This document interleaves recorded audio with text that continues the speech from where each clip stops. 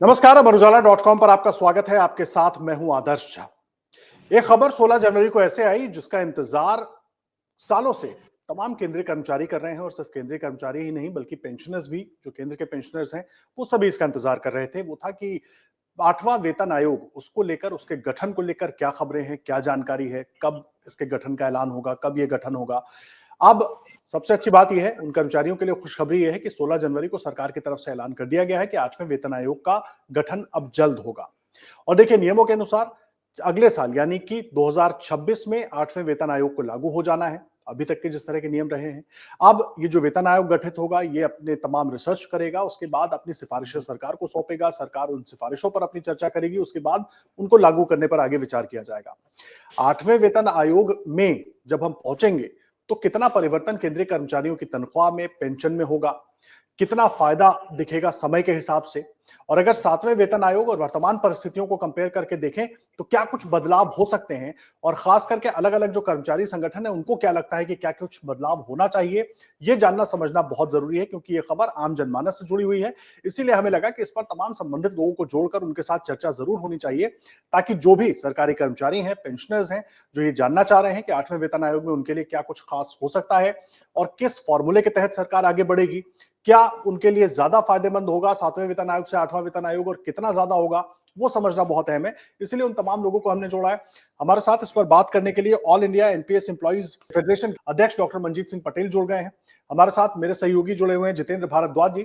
आप दोनों का बहुत बहुत स्वागत है। जितेंद्र, सबसे पहले मैं आपसे शुरू करूंगा, क्योंकि 16 जनवरी को देखिए केंद्रीय मंत्री अश्विनी वैष्णव ने इस बात की घोषणा की है। क्या कुछ एक तो पूरी बात उन्होंने कही, और किस तरीके से अभी तो गठन का ऐलान हुआ है, कितना वक्त लगेगा, सदस्य चुने जाएंगे, सब कुछ होगा औपचारिक तौर पर, कब तक जो 8वां पे कमीशन यानी कि वेतन आयोग है वो काम करना शुरू करेगा इस दिशा में? हाँ, देखिए आदर्श, इसमें कर्मचारी करीबन 2 वर्ष से ये कहिएगा कि पिछले साल के स्टार्टिंग में और उससे पहले इसकी डिमांड कर रहे थे कि 8वें वेतन आयोग का गठन किया जाए, क्योंकि पिछले वेतन आयोग की जो सिफारिशें हैं वो 2016 में लागू हो गई।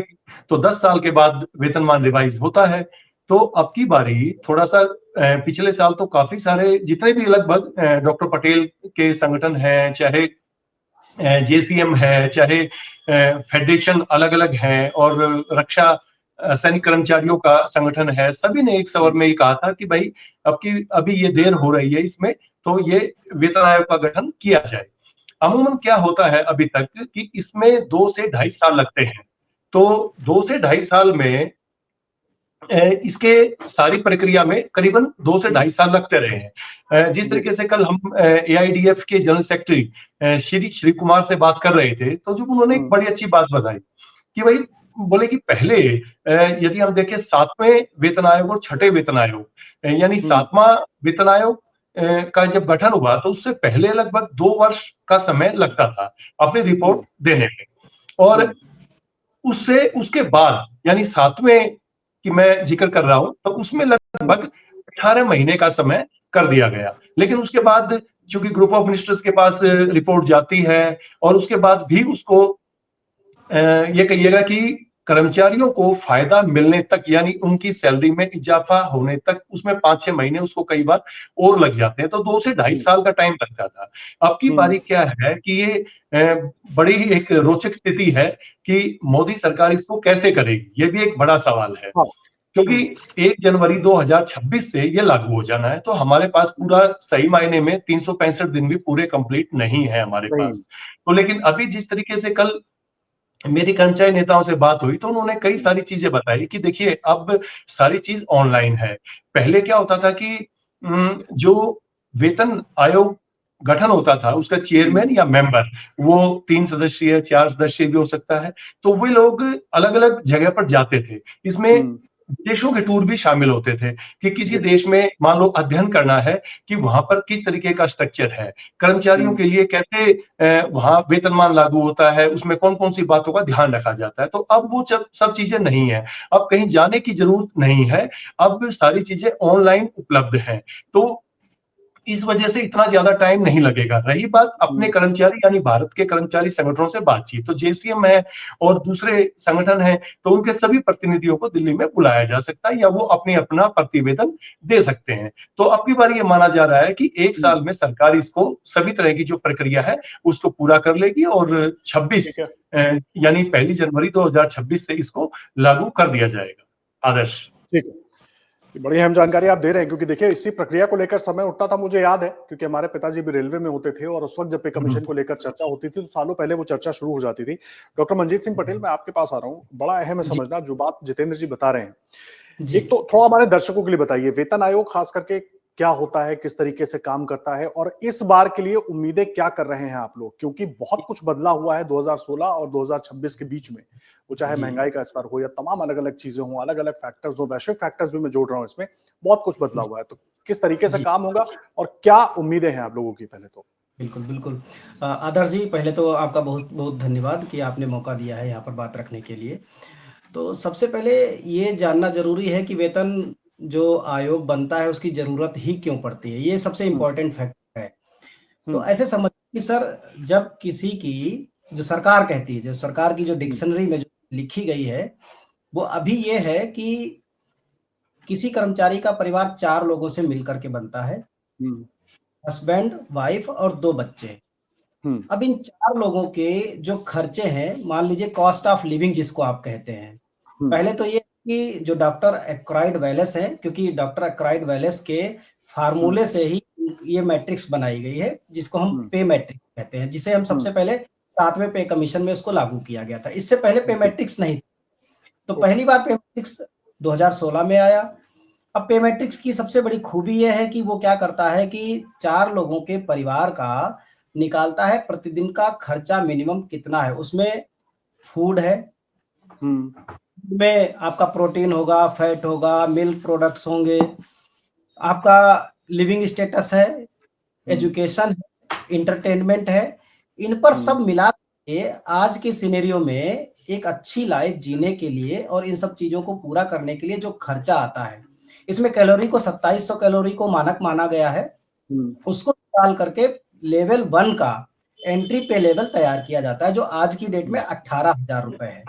हुँ, फिर क्या करते हैं कि जैसे-जैसे महँगाई बढ़ती है, वैसे-वैसे हर 6 महीने के बाद डीए बढ़ाया जाता है, जिसको हम डियरनेस अलाउंस कहते हैं, वो जी, कर्मचारियों का बढ़ता रहता है।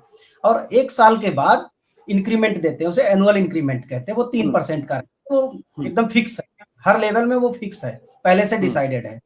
हुँ, लेकिन होता क्या है कि ये जो परंपरा चलती रहती है, इन्फ्लेशन और डीए में ज़मीन आसमान का अंतर हो जाता है 10 साल में। हुँ, हुँ, गैप को पूरा करने के लिए हम पे कमीशन लाते हैं। वो हुँ, पे कमीशन एक तरह से इस गैप को भरने का काम करता है। तो 10 साल के बाद पता चलता है कि महँगाई ज़्यादा है और वेतन कम है। तो जी, इसको ठीक करने के लिए पे कमीशन अलग-अलग डिपार्टमेंट से उनकी संस्तुतियाँ लेता है, रिप्रेजेंटेशन हुँ, लेता है, उनका देखता है कि उस डिपार्टमेंट में किस लेवल पर कौन-सा कर्मचारी है, तो उसकी लाइफ़ कैसी है, क्या वो अपने बच्चों को एजुकेशन दे पा रहे हैं, उस वेतन से नहीं कर पा रहे हैं, खर्चे चला पा रहे हैं। तो इन सारी चीज़ों को अमेंड करते हैं और नई टेबल जारी करते हैं। ये वेतनमान आयोग का काम है बेसिकली। ठीक है। तो उसके लिए अब क्या करते हैं, अब पे मैट्रिक्स जो अभी जितेंद्र जी बात कह रहे थे हुँ, कि पहले जाना पड़ता था, फिज़िकली करते थे, जाते थे, कई-कई महीने लगते थे, कई-कई साल लग जाते थे। फिर जो भी संस्तुतियाँ, जो भी सजेशंस, सिफ़ारिश जारी करती थी हुँ, कमेटी, कमीशन, सरकार मानना ना मानना वो सरकार के पाले में है। सरकार उसको कुछ संशोधन के साथ चीज़ें लागू कर देती है, कुछ चीज़ें हुँ, फिर भी उसके ऊपर माथापच्ची चलती रहती है। तो अब क्या है, ऑनलाइन वाला हिसाब-किताब हो गया। सबसे बड़ी हुँ, बात पे फिक्स बन गई, अब केवल हुँ, वेतन आयोग को मल्टीप्लिकेशन फैक्टर देना है, कि हुँ। क्या मल्टीप्लिकेशन फैक्टर लाया जाए, उससे ये मल्टीप्लाई कर दिया। मल्टीप्लिकेशन फैक्टर, वो जो फिटमेंट फैक्टर जिसको कहते हैं, उसी की बात कर रहे हैं आप? बिल्कुल, बिल्कुल, फिटमेंट फैक्टर कह लीजिए, हुँ, मल्टीप्लिकेशन फैक्टर कह लीजिए, एक ही बात है वो। हुँ, तो वो फैक्टर इज़ाद कर लेंगे, इज़ाद करने के बाद जो एंट्री पे लेवल है, उसको उस फिटमेंट फैक्टर से मल्टीप्लाई कर देंगे, नया बेसिक स्ट्रक्चर तैयार हो जाएगा। हुँ, उसके बाद हुँ, इंक्रीमेंट एनुअल देख लेंगे। मेन चीज़ है, डीए सरकार ज़ीरो कर देगी उस समय, हुँ, एचआरए तय करती है, ये वेतनमान आयोग का काम है। ग्रेच्युटी को रिवाइज करती है तो कितना रिवाइज करती है, ये इंपॉर्टेंट है। स्पोर्ट अलाउंस अब कितना रखती है, वो इंपॉर्टेंट है। जो अलग अलग डिपार्टमेंट हैं उनके अलग अलग भत्ते हैं, उनको कैसे निर्धारित करती है, इस पर ज्यादा माथापच्ची का काम है। तो मुझे लगता है कि पहले के मुकाबले आज के टाइम पर 7-8 महीने सफिशिएंट है वेतनमान आयोग को अपना काम करने के लिए। हमें 2026 में अगर वो ठीक से काम करें तो 1 जनवरी 2026 से वेतनमान आयोग का पूरा लाभ मिल सकता है।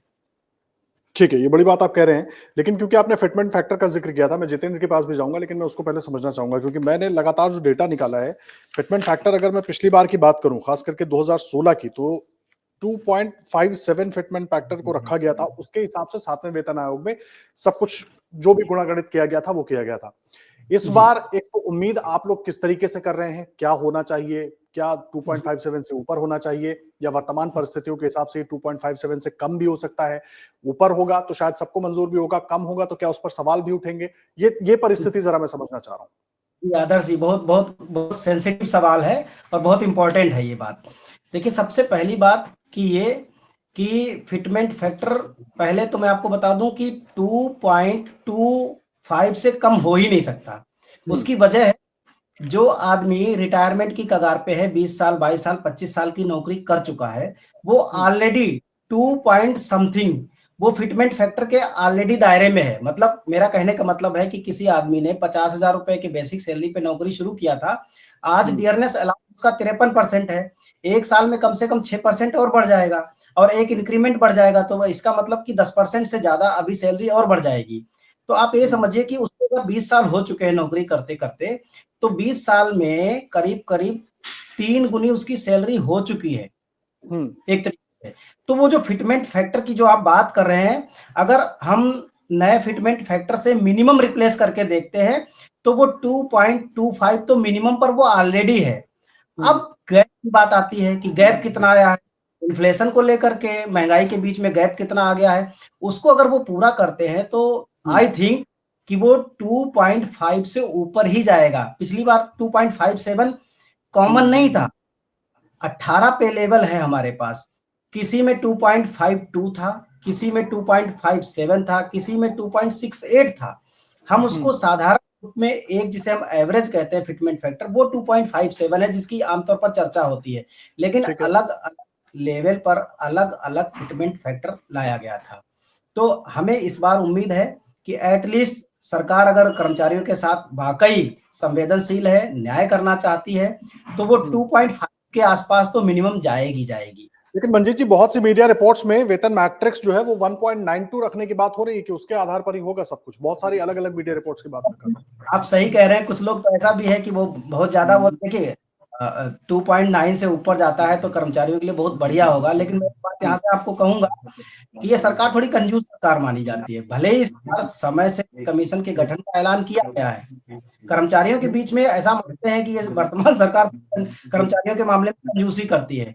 तो हम बहुत बड़े सपने नहीं देख रहे हैं, हम बस ये चाहते हैं कि एक ऐसा फिटमेंट फैक्टर आए जो तार्किक हो, न्याय संगत हो, आज की महंगाई के हिसाब से हो, ताकि वो एक जो जिसको हम कहते हैं ना ह्यूमन डेवलपमेंट इंडेक्स HDI, उसको फुलफिल करके, क्योंकि आज की सबसे बड़ी जो जरूरत है HDI के अकॉर्डिंग सैलरी, वो इंपॉर्टेंट है। तो ठीक है, 2.9 से ऊपर जाता है तो, लेकिन हमारी जो कैलकुलेशन है एटलीस्ट 2.5 से ऊपर जाना चाहिए उसको। 2.5 से ऊपर जाना चाहिए। ठीक है, मैं आ रहा हूं आपके पास मंजीत जी। जितेंद्र जी भी हमारे साथ जुड़े हुए। जितेंद्र, एक बात, क्योंकि पे कमीशन जब आएगा, 8वां वेतन आयोग जब लागू किया जाएगा, तो सरकारी खजाने पर भी उसका बोझ बढ़ेगा। हालांकि इसका एक इकोनॉमिक फैक्टर, इकोनॉमिक एंगल अलग है, उस पर भी हम आएंगे, लेकिन जो बोझ बढ़ेगा वो तकरीबन अभी जो अंदाजा लगाया जा रहा है वो 2 लाख करोड़ का पड़ेगा। और जाहिर सी बात है, सरकार ने ये होमवर्क किया ही होगा, तभी ये गठन की दिशा में आगे बढ़ी है। इसको लेकर के भी कुछ चर्चाएं चल रही है कि कैसे उनको पूरा किया जाएगा, और क्योंकि बजट के ठीक पहले ये घोषणा हुई है, तो क्या इस बजट से ही उस दिशा में आगे बढ़ने की कोशिश भी हो सकती है? देखिए, इस बजट से जो आपने कह रहे हैं कि इस बजट से भी सरकार आगे बढ़ेगी, तो ये बात बिल्कुल ठीक है कहीं ना कहीं, क्योंकि अगले बजट से पहले यानी 8वें वेतन आयोग की सिफारिशें लागू हो जाएंगी। जिस तरीके से उन्होंने कहा है कि भी 1 जनवरी 2026 से, तो यानी कि अगला बजट तो फरवरी में आएगा, तो उससे पहले लागू हो जाएगी। तो ये बिल्कुल आपने बड़ा वाजिब सवाल किया है कि इस बजट में जरूर कोई ना कोई सरकार उसका प्रावधान करेगी। हालांकि अभी वेतन आयोग का गठन जो है वो नहीं हुआ है, और हाँ, कहाँ ऐलान से हुआ। किस तरीके की सिफारिशें आएंगी, या सरकार कैसा फार्मूला बनाएगी, या अभी उसका कुछ एक जो लेआउट प्लान होता है अभी वो सामने नहीं आया है। पर इतना जरूर है कि चूंकि एक बहुत बड़ी, एक ह्यूज अमाउंट इसके ऊपर खर्च होगी सरकारी कर्मचारियों को लेकर, जैसा पटेल जी ने ही बताया कि 2.9 तक हम जाते हैं, तो एक बड़ा बोझ तो नेचुरली है, पड़ेगा ही पड़ेगा सरकार पर। लेकिन अब इसका इस बजट में अभी फौरी तौर पर हमें ऐसा कुछ दिखाई पड़ेगा, या फिर हो सकता है कि ऐसा कुछ हो कि उसमें घोषणा की जाए कि हाँ सरकार कुछ ऐसा कह सकती है, निर्मला सीतारमण, कि भाई 8वें वेतन आयोग की घोषणा हो गई है और हम इसके लिए कुछ इतना प्रावधान धन का कर रहे हैं। क्योंकि ऐसा तो होगा नहीं कि साल के बीच में अचानक कहीं से राशि अक्टूबर में, नहीं नवंबर में, जितेंद्र जी, या मान लो। जी एक तो प्रावधान की बात है, दूसरा अगर आपको अगले साल करना है और 2 लाख करोड़ का आप मोटा मोटा एक एस्टिमेट जो मीडिया रिपोर्ट्स में जी। चल रहा है वो लेकर भी हम चलते हैं, तो उसके लिए धन जुटाना, अब वो केवल टैक्स या इनकम टैक्स के जरिए तो नहीं जुटा पाएंगे आप, उसके लिए नए रास्ते भी तलाशने होंगे, या इनकम टैक्स के सिस्टम में थोड़ा बदलाव करके आप कर्मचारियों पर ही बोझ डाल के भी वो पैसा नहीं निकाल पाएंगे, उसके लिए दूसरे तरीके भी निकालने होंगे। तो शायद उसके लिए यहीं से एक पूरा प्लान चॉकआउट करके कि भाई ये होगा, घोषणा होगी, उसके बाद गठन होगा, तब तक बजट आएगा, बजट में हम ये प्रावधान करेंगे ताकि अगले साल जब देने की स्थिति आए तो कुछ सरकार बेहतर स्थिति में हो, बहुत संकट वाली परिस्थिति ना हो बजट को लेकर। बिल्कुल, ये तो रहेगा, क्योंकि सरकार जो है इसी बजट में ही कोई ना कोई जरूर प्रावधान ऐसा करेगी ताकि सरकार को फिर आगे कोई दिक्कत ना आए। और रही बात जिस तरीके की आपने कहा टैक्स, तो टैक्स को लेकर भी अब की बारी कर्मचारी संगठनों की, और जेसीएम ने भी ये मांग सरकार के समक्ष रखी है कि 10 लाख रुपए तक का वेतन जो है वो टैक्स फ्री होना चाहिए। तो सरकार इस तरफ भी देखेगी इसे। और इसके लिए जैसे 2 लाख करोड़ रुपया, तो ये एक बहुत बड़ी राशि है।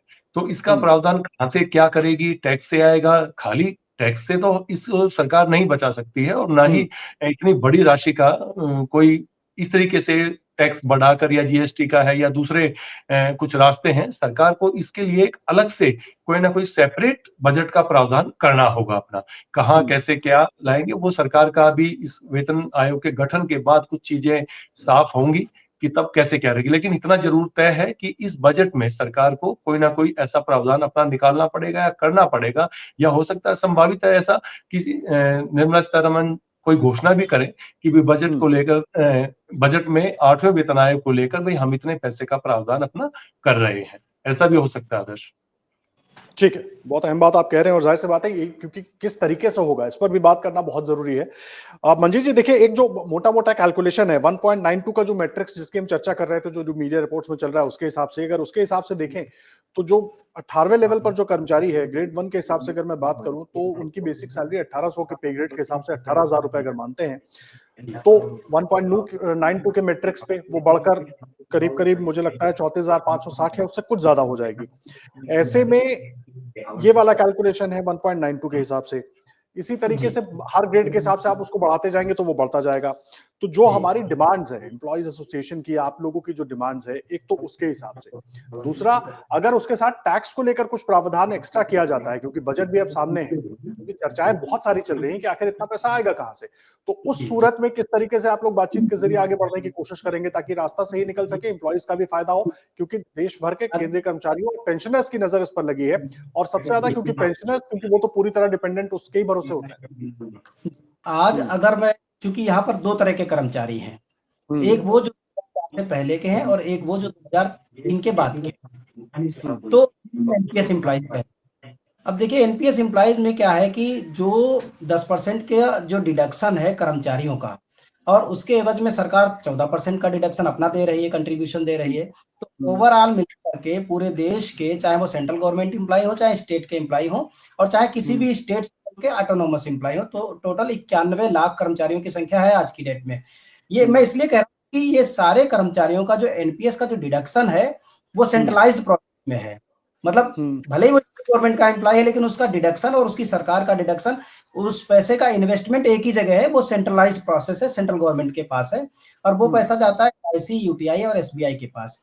आज तकरीबन 12,000 करोड़ रुपए हर महीना इन्वेस्टमेंट हो रहा है। तो आदर्श ये समझिए कि 12,000 करोड़ रुपए हर महीने का इन्वेस्टमेंट है, साल में और मोटा मोटा 1,44,000 करोड़ का इन्वेस्टमेंट है, और आज की डेट में 15 लाख करोड़ से ज्यादा का इन्वेस्टमेंट हो चुका है। अब मैं जो बात कहना हूँ, कर्मचारियों की एक डिमांड थी लंबे समय से, वो ये कह रहे थे कि हमारे वाले कंट्रीब्यूशन पर हमको जीपीएफ के इक्विवेलेंट रिटर्न की या ब्याज की, गारंटीड ब्याज की हमें सुविधा दे दीजिए। सरकार एनपीएस में कर्मचारियों के अंशदान पर उसका जो रिटर्न रहा है सालाना कभी भी 9.5% से कम नहीं रहा है। तो पहला हमारी डिमांड 7.1 की है जो कि जीपीएफ में है, आप हमें गारंटी दे दो, जब कभी कम हो तो उसको दूसरी जगह से मैनेज कर दो। तो एक तो पैसा यहां से बच रहा है, दूसरी बात सरकार का जो एक मुश्त पैसा जमा होगा, मान लीजिए मैंने 35 साल नौकरी की, 35 साल की में हर महीने सरकार ने 14% कंट्रीब्यूट किया, वो मार्केट में रिटर्न के माध्यम से जब मैं 35 साल के बाद रिटायर हुआ, मैंने 46 से ग्रेड पेपर नौकरी शुरू की थी, वो कम से कम होगा तो 4 करोड़ रुपए होगा गवर्नमेंट वाले कंट्रीब्यूशन की बात मैं कर रहा हूं। हम ये कह रहे हैं वो 4 करोड़ रुपए आप अपने पास वापस ले जाओ। कि वो क्या होता है कि वो सारा पैसा या तो एम्प्लॉय या तो उसकी फैमिली या फिर जिससे वो एन्युटी प्लान खरीदा इस कंपनी से उसके पास चला जाता है, वो पैसा साइकिल प्रोसेस में गवर्नमेंट के पास कभी भी वापस नहीं पहुंचता है। तो सबसे बड़ा समाधान ये है कि सरकार ने 30-35 साल तक जो पैसा कंट्रीब्यूट किया उस पैसे को एक मुश्त ले ले वापिस, और कर्मचारियों को गारंटीड पेंशन दे दे, जब तक जिंदा रहेगा मिलेगी, नहीं रह जाएगा तो फैमिली पेंशन वैसे ही 60% हो जाती है, फैमिली नहीं रही, स्पाउस नहीं बचा तो सारा पैसा सरकार का अपना खुद का हो गया, फिर कोई लायबिलिटी नहीं। तो वहां से हर साल आदर्श जी मोर 1 लाख करोड़ रुपीस का रेवेन्यू भारत सरकार जनरेट कर सकती है। तो ये 2 लाख करोड़ कोई बहुत बड़ी रकम नहीं है, साल में 1.5 लाख करोड़ तो हम कंट्रीब्यूट कर रहे हैं। ये बहुत वो मतलब सरकार के ऊपर इतना बड़ा बर्डन नहीं है जिसको हम फिगर के रूप में देख रहे हैं। आज भारत सरकार का बजट 55 लाख करोड़ से ज्यादा का है सालाना, तो उसमें आप देख लीजिए कि 10 साल के बाद आप पे कमीशन दे रहे हैं ना किसी को, तो 10 तक आप बजट लेकर के आए हैं 55 लाख करोड़ का, 40 लाख करोड़ का, 35 लाख करोड़ का, और अभी अगली बार आएगा तो 60 लाख करोड़ को बजट पार हो जाएगा। अभी जो आएगा 60 लाख डेफिनेटली ऊपर का बजट आएगा, तो उसमें 2 करोड़ कितना है बताइए आप? कुछ भी उसकी उस पैसे की इतनी बड़ी वैल्यू नहीं है जितना कि वो सुनने में लग रहा है आदर्श जी। ठीक है, ये बड़ी अहम बात आप कह रहे हैं और जाहिर सी बात है इस पर भी बात होनी चाहिए क्योंकि पैसे बहुत सारे एम्प्लॉइज के ही इन्वेस्ट हो रहे हैं, री इन्वेस्ट हो जाते हैं, जो कटौतियां होती हैं अलग अलग तरीकों से और जो नियमों के अनुसार होती हैं। जितेंद्र जी, एक आखिरी सवाल आपसे मैं समझना चाह रहा हूं, बड़ा अहम है समझना, क्योंकि देखिए सरकार जो बात अभी मंजीत जी कह रहे हैं, पैसा सरकार की तरफ से अगर एक तो जो अलग अलग कटौतियों के रूप में लिया जा रहा है उनको री इन्वेस्ट किया जा रहा है, उसका तो फायदा अपनी जगह पर है, लेकिन दूसरा जो पेंशन बढ़ती है या सैलरी बढ़ेगी 8वें वेतन आयोग के हिसाब से, मार्केट में जब वो पैसा आता है वो भी पैसा तो मार्केट में ही घूमेगा ना। अगर मेरी सैलरी बढ़ेगी तो मैं कहीं निवेश करूंगा या घर खरीदने की सोचूंगा या बैंक में पैसे को रखने की सोचूंगा या उसका कुछ उस तरह का निवेश ताकि मेरी भी लाइफस्टाइल में भी चेंज आए।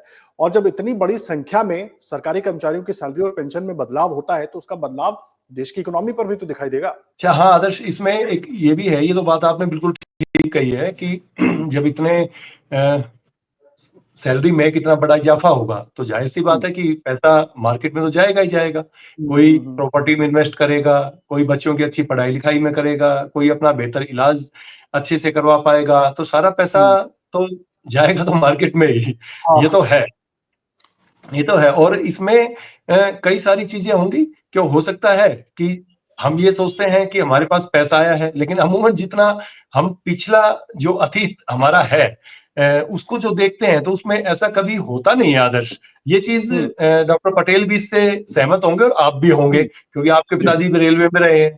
तो कई बार हम ये सोचते हैं कि यार सैलरी इतनी बढ़ गई, तो हम, लेकिन हम जब बाजार में जाएंगे ना उस पैसे से कोई चीज या कोई सेवा खरीदने के लिए, तो हमें लगेगा यार ये तो फिर हम पहले जैसी स्थिति पे आ गए हैं। कोई बाजार का भाव भी लगभग वहीं पर आकर रहेगा, वहीं पर हम जो भी चीज लेंगे, मान लिया जाए स्कूल की फीस है, मान लिया जाए हॉस्पिटल का बिल है, मान लिया जाए दवाओं की कीमत है, मान लिया जाए हमें कहीं परिवार के साथ बाहर जाना है, किसी धार्मिक स्थल पर जाना है या कोई और पर्यटन के लिए जाना है, तो होटल का रूम का रेंट है, तो वो सब चीजें आपको बड़ी मिलेंगी, सारी की सारी चीजें बड़ी मिलेंगी। ऐसा नहीं होगा कि वो प्योरली कर्मचारी को उसका पूरा फायदा मिल जाएगा कि हाँ यार इतना सैलरी में इजाफा हुआ है, तो यार वो तो बड़ा अच्छा है। ये तो कर्मचारी को ऐसा महसूस नहीं होगा। जब धीरे धीरे आप बाजार में निकलेंगे ना, तो आपको हर चीज के दाम उसके सापेक्ष कहीं ना कहीं बढ़े हुए मिलेंगे, और ये हमेशा से होता रहा है। बाकी डॉक्टर पटेल इसको बेहतर तरीके से जानते हैं। नहीं, जी पटेल साहब आदर्श। को भी मैं लाना चाहूंगा, जो पॉइंट आप उठा रहे हैं बड़ा वैलिड पॉइंट है पटेल साहब। जी जी जी। वो जितेंद्र जी की बात से मैं बहुत सहमत हूँ। और भारत का ये दुर्भाग्य है आदर्श जी कि कल वेतनमान आयोग के गठन का ऐलान हुआ है। अभी गठन हुआ नहीं है, अभी लेटर जारी होगा। एक एक एक चेयरमैन बनेगा, 2 मेंबर और आएंगे। हो सकता है एक इकोनॉमिक्स मतलब ब्यूरोक्रेट हो, एक हो सकता है प्राइवेट सेक्टर से आए। तो अभी लोगों की सैलरी नहीं बढ़ी है, सैलरी कहीं 1 साल के बाद बढ़ेगी। लेकिन भाई साहब, हमारे यहाँ की मार्केट में सब्जियों के दाम की तो मैं गारंटी नहीं ले रहा हूँ, लेकिन जो अभी फार्मा की बात करी जितेंद्र साहब ने, तो फार्मेसी के दाम अभी से आपको 1 महीने के अंदर इंप्रूव होते दिख जाएंगे, वो बढ़ जाएंगे। तमाम एंटरटेनमेंट इंडस्ट्री है, वहां दाम बढ़ जाएंगे। क्लोथिंग इंडस्ट्री है, जितना भी क्लोथ्स का है, वहां दाम आपके बढ़ जाएंगे। और जितना आप जिसको कहते हैं ना लग्जरी लाइफ वाली, वहां दाम पहले ही बढ़ जाएंगे, पे कमीशन बाद में आएगा। तो इन सब चीजों पर जब तक काबू नहीं किया जाएगा, तब तक पे कमीशन आप कितनी बार लाएंगे, कितनी बार सेटलमेंट प्लान लाएंगे, जब तक कहने का पर एक अंकुश चाहिए। क्योंकि मार्केट में आदमी फिर परचेजिंग पावर उसको लगेगा कि आज हमारे हमारे पास 1.5 लाख की सैलरी है, लेकिन फिर भी उसके पास स्थिति वही होगी कि 500 रुपए का अगर उसको पेट्रोल कल से मिलने लग जाए तो की वैल्यू खत्म हो जाएगी। तो ये इंपॉर्टेंट फैक्टर है कि जिन चीजों को सरकार कंट्रोल कर सकती है उस पर कंट्रोलिंग बहुत जरूरी है। खास करके ना भी इस तरह का जो प्राइवेट स्ट्रक्चर है, जो प्रोडक्शन, उनको कंट्रोलिंग चाहिए, ताकि उनके दाम बेतहाशा ना बढ़े। परचेजिंग पावर और मार्केट के बीच में जो एक मतलब जो है सामंजस्य है वो बना रहे, ताकि वेतनमान जब भी आयोग लगे उनका फायदा वास्तविक लोगों को मिल सके। ये बड़ी अहम बात आप कह रहे हैं। आखिरी चीज मैं जितेंद्र भाई आपसे भी समझना चाहूंगा। देखिए, हम लोगों का भी अपना एक दर्द है और बहुत बात होती है। हालांकि देखिए, वेतन आयोग केंद्रीय कर्मचारियों के लिए है, लेकिन प्राइवेट सेक्टर भी बड़े लंबे समय से इस तरह के किसी बदलाव को लेकर बात तो जरूर होती रही है, लेकिन होता ऐसा कुछ नजर नहीं आया। सरकार कुछ इस दिशा में भी सोच रही है क्या? कहीं चर्चा भी हो रही है सरकारी तंत्र में ऐसी? नहीं, देखिए, प्राइवेट क्षेत्र के लिए अभी इस तरीके की कोई व्यवस्था नहीं है। हालांकि कई बार जब हम डॉक्टर पटेल से या श्री कुमार से बात करते हैं, तो ये जरूर थोड़ा इस बारे में अपनी चिंता जाहिर करते हैं कि भाई पेंशन है, जैसे तो पेंशन है तो सरकारी कर्मचारियों के लिए ठीक है, पेंशन रही है। अब यूपीएस आ गई है, बीच में एनपीएस रही है, अभी भी बहुत सारे एम्प्लॉई एनपीएस में है। तो हो सकता है प्राइवेट क्षेत्र के लिए भी सरकार इस बारे में कुछ सोचती, लेकिन अभी तक इस तरीके का कोई ऐसा है नहीं। सरकार का कोई इस तरीके का रुझान या कोई ऐसी योजना कि भाई जिस तरीके से सरकारी कर्मियों के लिए ये वेतन आयोग गठित हुआ है, तो क्या प्राइवेट क्षेत्र के लिए भी ऐसा कुछ हो, ऐसा है नहीं। और आदर्श, इसमें एक चीज और आपको मैं बता दूं कि अभी बहुत सारे कर्मचारी संगठनों ने के नेताओं से बातचीत के बाद ये पता चला कि ये 2 साल से लगातार इसकी डिमांड की जा रही थी, लेकिन तब तक सरकार ने कुछ नहीं कहा। और पिछले साल जो शीतकालीन सत्र था संसद का, तो उसमें भी 6-7 एमपीओ ने ये मांग उठाई कि भाई वेतन आयोग गठित किया जाए। सरकार ने 2 टूक शब्दों में मना किया था कि नहीं, ऐसा कोई प्रस्ताव विचाराधीन नहीं है। अभी सिर्फ 1 महीने में सब कुछ बदल गया आदर्श। तो इसके पीछे बताया जा रहा है कि मेन जो वजह है वो दिल्ली चुनाव है, क्योंकि दिल्ली में कम से कम देश में सबसे ज्यादा जो सरकारी कर्मचारी और रिटायर्ड नहीं, करीब 4 से 5 लाख ऐसे वोटर होंगे जो केंद्रीय कर्मचारी या पेंशनर्स हैं। करीब 7 लाख होंगे, करीब, क्योंकि हर महीने रिटायर्ड कोई ना कोई तो होता ही है। तो ये है, तो इसकी वजह से इसको लाया गया है सरकार ने। नहीं तो आप ये खुद सोचिए कि 1 महीना पहले ही शीतकालीन सत्र में सरकार ये कह रही है कि कोई प्रस्ताव ऐसा विचाराधीन ही नहीं है। वित्त राज्य मंत्री ने कई बार ये जवाब दिया, लेकिन अब अचानक इसको ले आए। तो कहीं ना कहीं दिल्ली चुनाव को इसके पीछे एक बड़ी वजह बताया जा रहा है। नहीं, ये बड़ी महत्वपूर्ण बात आप कह रहे हैं, और जाहिर सी बात है सियासत को देखते हुए भी कई बार बड़े फैसले हो जाते हैं। ठीक है, लेकिन फैसला अगर जब भी ये लागू हो जाएगा, अगर 1 जनवरी 2026 से ये लागू होता है, फायदा केंद्रीय कर्मचारियों और उन परिवारों को मिलेगा जो उनके परिवार हैं। और इसीलिए देखिए, वेतन आयोग को लेकर क्या-क्या मन में सवाल थे, वो सब हमने, हमारे साथ डॉक्टर मंजीत मौजूद थे, उनसे समझने की कोशिश की, इसको लेकर क्या कुछ चल रहा है। जितेंद्र जी हमारे सहयोगी हैं, पूरी जानकारी आप तक पहुंचा रहे थे। वेतन आयोग की पूरी एबीसीडी इन 2 लोगों ने आपके सामने रख दी है कि 8वां वेतन आयोग अगर लागू होगा तो कैसे होगा, क्यों होगा, कब होगा, क्या तरीके हो सकते हैं, क्या आधार हो सकते हैं। तो जरूर आप इस वीडियो को देखिएगा और जो भी आपके मन में राय है, सवाल है, वो जरूर आकर कमेंट बॉक्स में छोड़कर जाइएगा। डॉक्टर मंजीत जी, आपका बहुत धन्यवाद। जितेंद्र, आपका भी बहुत धन्यवाद हमारे साथ जुड़ने के लिए और वेतन आयोग को लेकर जो मन में सबके सवाल हैं, उनको पर अपनी बात रखने के लिए और सबको सब तक सही जानकारी पहुंचाने के लिए। बहुत धन्यवाद आप दोनों का।